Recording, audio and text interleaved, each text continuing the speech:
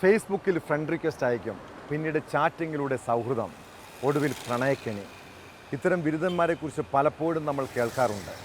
പിന്നെ എന്തുകൊണ്ടാണ് പെൺകുട്ടികൾ സോഷ്യൽ മീഡിയയിലെ പ്രണയച്ചതി തിരിച്ചറിയാത്തത്?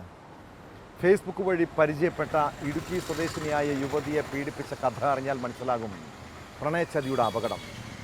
മലപ്പുറം പരപ്പനങ്ങാടിയിൽ ജോലി ചെയ്തിരുന്ന യുവതിയെ 2021 കക്കയങ്ങാട് സ്വദേശി സജീഷ് പരിചയപ്പെടുന്നത്. പിന്നീട് ഇരുവരും തമ്മിൽ അടുപ്പത്തിലായി. തുടർന്ന് കോഴിക്കോട്ടെ ഹോട്ടലിലേക്ക് വിളിച്ചു വരുത്തി പീഡിപ്പിച്ചു. അതിൻ്റെ ദൃശ്യങ്ങളും മൊബൈലിൽ പകർത്തി.